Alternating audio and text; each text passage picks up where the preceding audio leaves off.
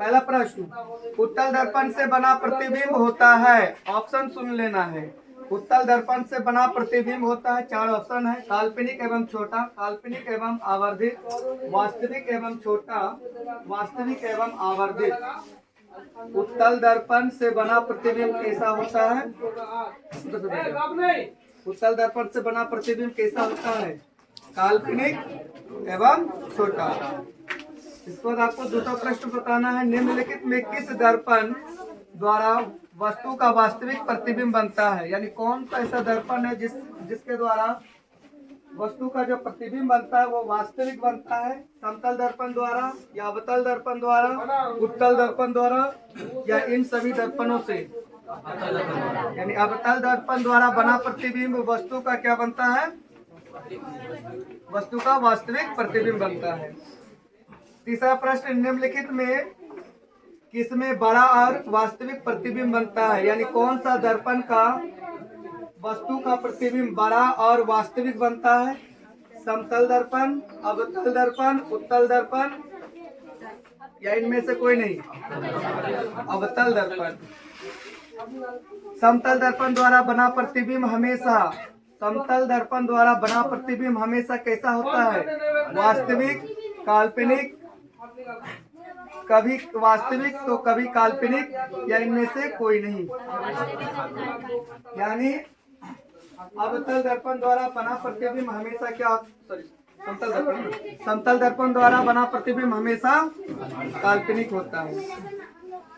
किसी वस्तु का आवर्धित प्रतिबिंब होता है, किसी वस्तु का आवर्धित प्रतिबिंब बनता है या होता है? ऑप्शन ए, अवतल दर्पण से, समतल दर्पण से, उत्तल दर्पण से, सब प्रकार के दर्पण से। कौन सा ऑप्शन हो जाएंगे? तो अवतल दर्पण से। काल्पनिक प्रतिबिंब हमेशा, काल्पनिक प्रतिबिंब हमेशा कैसा बनता है? सीधा, उल्टा, तिरछा, या आधा? सीधा बनता है। ठीक है। किस दर्पण में हमेशा आभासी और छोटा प्रतिबिंब बनता है? कौन सा दर्पण है जिसमें हमेशा आभासी और छोटा बनता है? ऑप्शन सुन लीजिए, अवतल, उत्तल, समतल, इनमें से कोई नहीं। उत्तल दर्पण, यानी उत्तल दर्पण द्वारा बना प्रतिबिंब हमेशा आभासी और छोटा बनता है, छोटा प्रतिबिंब होता है। निम्नलिखित में किस दर्पण की फोकस दूरी धनात्मक होती है? कौन सा दर्पण का फोकस दूरी धनात्मक?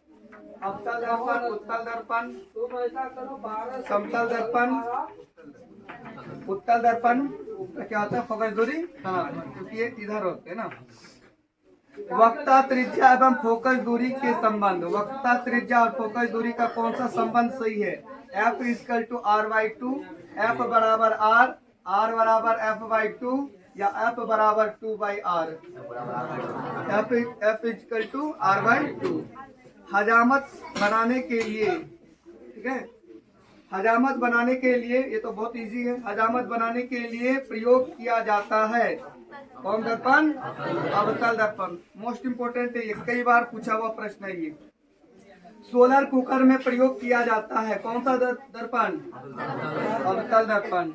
सर्च लाइट की परावर्तक सतह होती है, सर्च लाइट का जो परावर्तक सतह, ये कौन सा दर्पण का रहता है? अवतल दर्पण। रोगियों के नाक, कान, गले आदि की जांच करने के लिए डॉक्टर प्रयोग करते हैं कौन सा दर्पण का? अवतल दर्पण। पानी में डूबे एक उत्तल लेंस की फोकस दूरी हवा में उसकी फोकस दूरी की अपेक्षा क्या होती है? कम होती है ना। उत्तल लेंस में बना प्रतिबिंब होता है, उत्तल लेंस में बना प्रतिबिंब कैसा होता है? बराबर और सीधा, वास्तविक और उल्टा, वास्तविक और सीधा, इनमें से कोई नहीं। वास्तविक और उल्टा, उल्टा, वास्तविक और उल्टा। उत्तल लेंस द्वारा वास्तविक प्रतिबिंब बनता है जब बिंब, बोला क्या? उत्तल लेंस द्वारा वास्तविक नहीं, काल्पनिक है।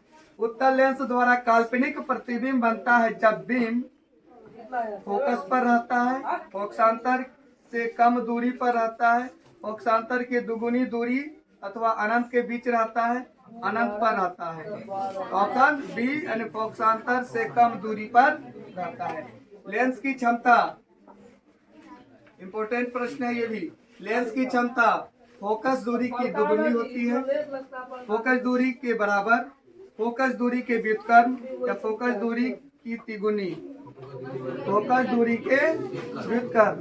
क्योंकि P इक्वल टू होता है 1/f, P इक्वल टू क्या होता है 1/f। P क्या होता है तो लेंस की क्षमता, F क्या होता है फोकस दूरी। उत्तल लेंस में जब बीम F और 2F के बीच रखा जाता है तब बना प्रतिबिंब होता है। कैसा हो जाएंगे तो बड़ा और वास्तविक। दो वक्रीय पृष्ठों से घिरे ठोस माध्यम को क्या कहते हैं? दो वक्रीय पृष्ठों से घिरे ठोस माध्यम को क्या कहते हैं? दो वक्रीय पृष्ठों से घिरे ठोस माध्यम को क्या कहते हैं? इनमें में से कौन सा पदार्थ लेंस बनाने के लिए प्रयुक्त नहीं किया जाता? लेंस बनाने के लिए किसका प्रयोग नहीं किया जाता है? मिट्टी। लेंस बनाने के लिए जल, कांच, प्लास्टिक ये सब का प्रयोग किया जाता है। ठीक है, मिट्टी का प्रयोग नहीं होता है। इस पर ये प्रश्न हो जाएगा, ये क्वेश्चन हल करना है। अगला प्रश्न देखें। और दो, प्रकाश के अपवर्तन के कितने नियम? दो नियम। और प्रकाश के परावर्तन के भी कितने नियम? दो नियम। बस इतना ही प्रश्न है।